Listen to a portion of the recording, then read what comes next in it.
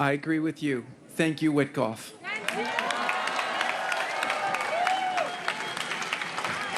I've had the great honor for the last 10 months of working with Steve very closely, even more so in the last month.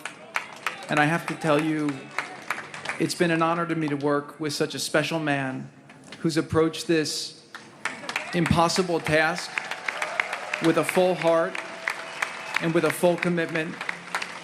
And when things got tough and we ran into brick walls, every time that happened, we just said, let's make a new plan, let's try again. And that's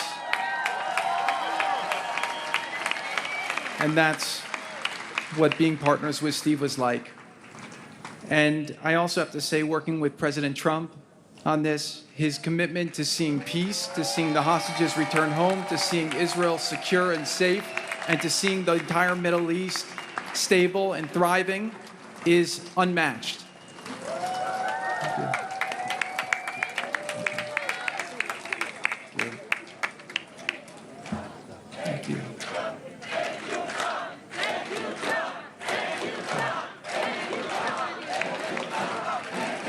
That's right.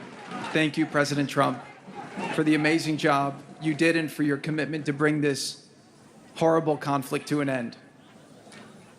October 7th for me was a shattering day. My wife and I were at a friend's wedding in Colorado, and I remember hearing the news, and I just went to the hotel room, and I was looking at videos and trying to speak to whoever I could to get information, and I just stayed there all night, and I cried. Seeing some of these acts that were committed on that day made me think about how fortunate we are to have a society with rules and laws and people with morals. And seeing these horrific, barbaric acts shocked me to my core in a way that I'll never be the same. Since then, my heart has not been complete. And it's been a tremendous burden that I felt to see these hostages come home.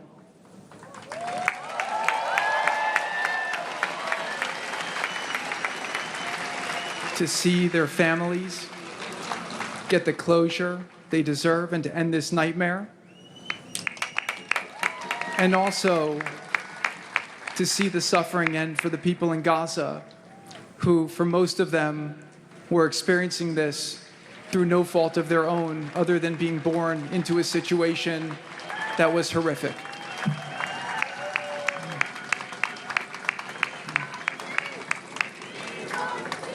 We're not going to celebrate tonight. We're going to celebrate on Monday when the phase one gets into conclusion. But what I did come here tonight to say was that I couldn't be more proud to see the way that the state of Israel and its people have carried themselves through this traumatic, unthinkable, horrific experience. Instead of replicating the barbarism of the enemy, you chose to be exceptional. You chose to stand for the values that you stand for.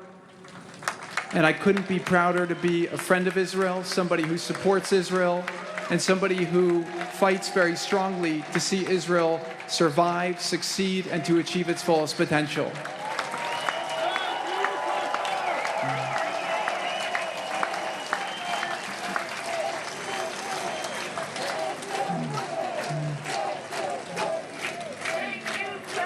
Thank you. All I know, and I have complete confidence in this, is that what will rise from this trauma will be a level of greatness, a level of achievement, a level of impact on the world, a level of leadership that Israel has never seen. And I encourage you all to go forward, to seize that opportunity. And as we close this chapter, let's learn from the challenges and the pain of the last few years, and let's do our best to make Israel, to make the region, to make the world as peaceful, to build bridges of understanding, to eliminate hatred in ourselves, hatred for others, and to really lead with love and understanding. So I thank you all for the tremendous commitment you've all shown, for the support that you have given to these amazing families through such a horrific time. And just the final thing is, I just want to thank the amazing soldiers of the IDF.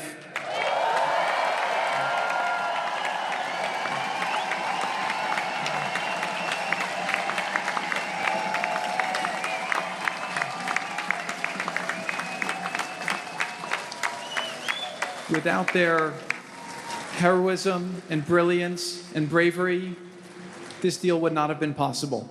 So really want to give a big tribute to them. So God willing, we've accomplished the first phase. It's been very, very rocky. Steve and I will one day tell the stories. They'll make you laugh. They'll make you cry. It was crazy. I noticed he had no four-letter words in his speech because I think he used them all up in the negotiation. But I think that it's a really great thing, hopefully, to celebrate Monday. So really an honor to be with all of you tonight, and I'll introduce my wife, who wants to say a couple words.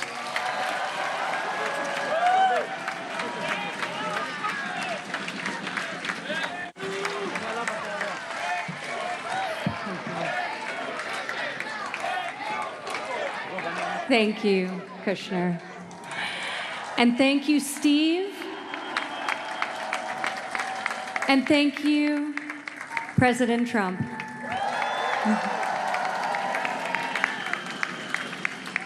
Tonight, as we stand here together in Tel Aviv, we honor the strength of every family waiting, praying, and believing.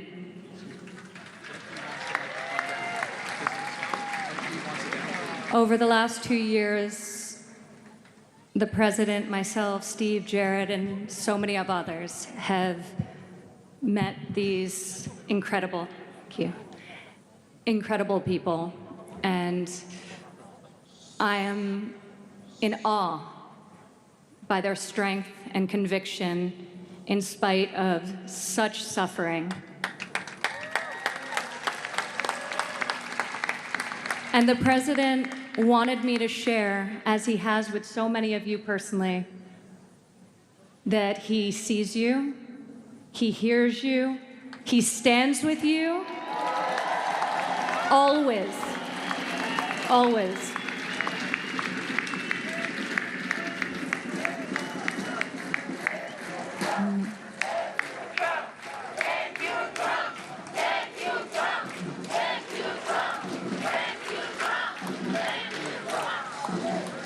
The return of each hostage is not only a moment of homecoming and relief, it's a triumph of faith, of courage, and of our shared humanity.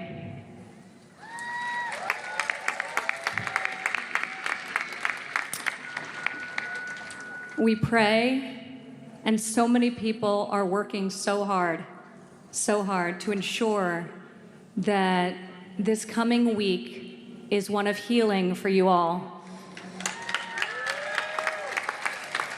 One of healing as we begin and embark on the next chapter, which, God willing, after far too long, will be a lasting and enduring peace. God bless you all for standing in solidarity together through this dark chapter. And we're all praying for Monday and beyond. So thank you.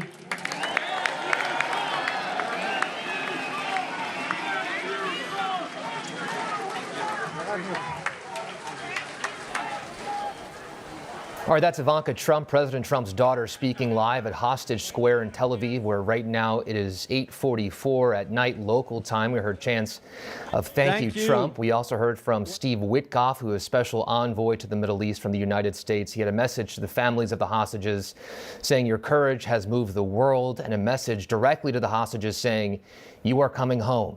He's also remembering those who were killed on October 7th, just a little bit more than 2 years ago, saying, may God bless the souls of the fallen. We also heard from Jared Kushner, both men instrumental in trying to negotiate this ceasefire between Israel and Hamas, with Kushner mentioning the suffering of those in Gaza who were affected by all this at no fault of their own.